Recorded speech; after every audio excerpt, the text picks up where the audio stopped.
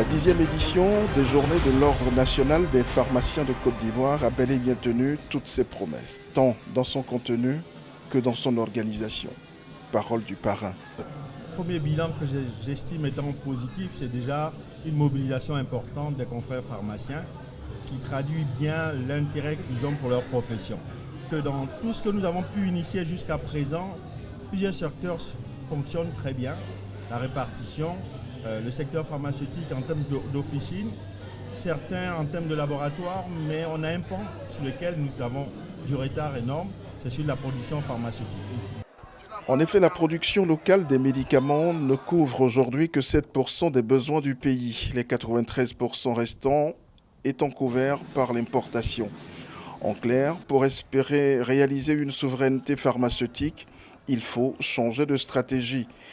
Les dernières crises sociopolitiques et la Covid nous le rappellent si bien.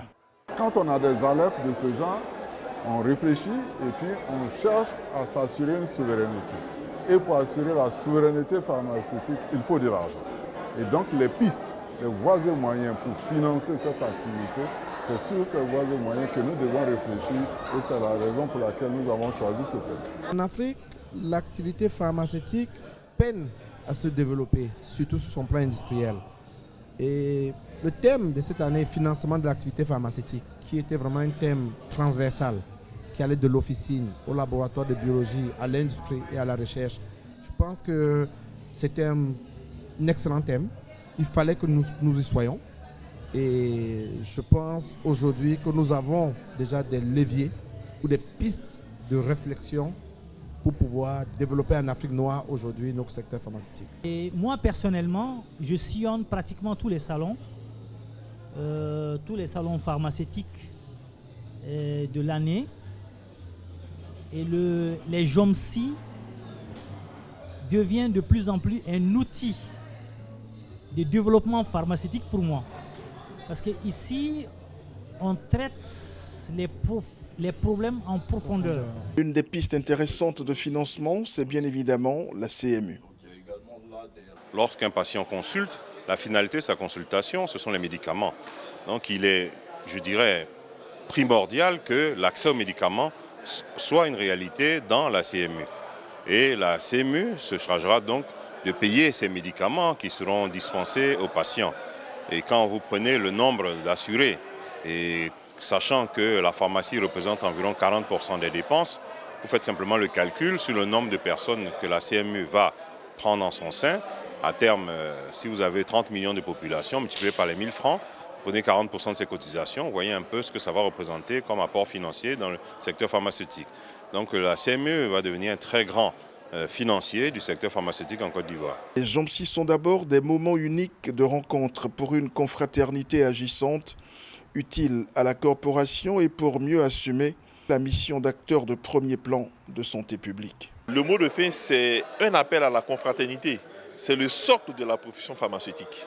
Nous sommes des confrères, nous devons assistance, entraide et nous devons tous être unis autour de notre ordre, de nos organisations professionnelles, exercer en respectant les textes de loi et surtout être au service des populations de Côte d'Ivoire dans le désintéressement le plus total.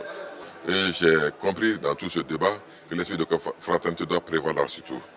Et après cela, nous verrons à ce que les textes soient appliqués par les uns et les autres. Mais dans toute œuvre humaine, il y a toujours des petits soucis, mais il faut qu'on échange, qu'on discute, qu'on se comprenne et qu'on comprenne que toute décision qui est prise dans l'esprit de la confraternité.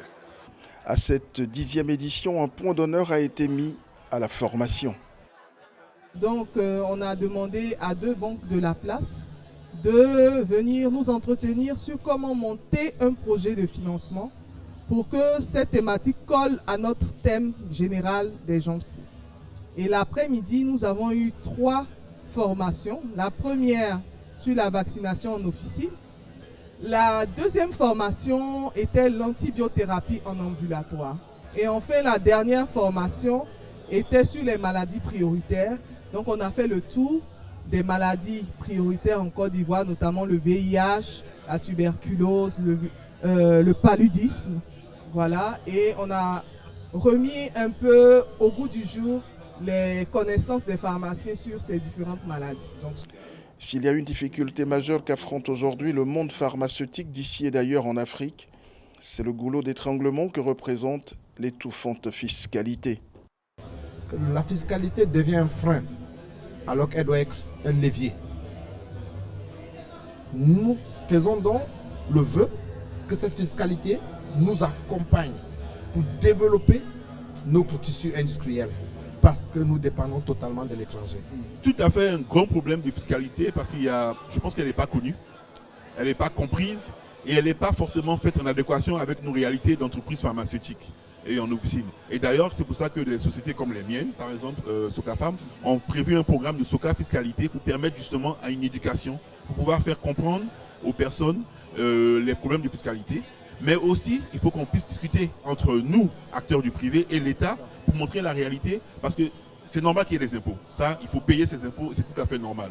Maintenant, il faut payer les impôts à sa juste valeur. Les pharmaciens ont une pression fiscale énorme.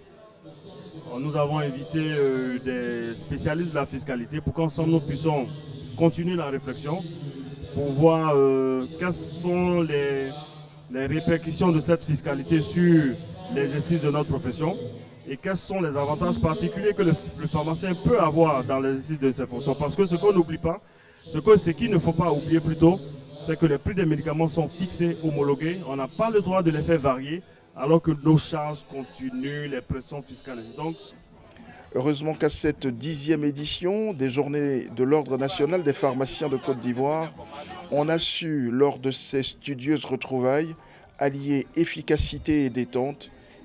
Les After Days, c'était la grande innovation. C'est le chiffre 10, on veut célébrer la 10e édition. Elle est importante parce que nous avons apporté des innovations. La première, c'est de faire des After Days qui ont très bien marché le premier jour. Nous avons créé un village dans lequel tous les participants se sont retrouvés.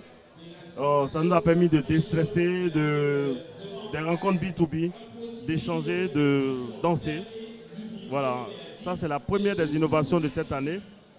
Et la deuxième, c'était le lancement des Caducées d'or, une récompense qui viendra célébrer des pharmaciens qui auront apporté un avantage significatif à la santé publique.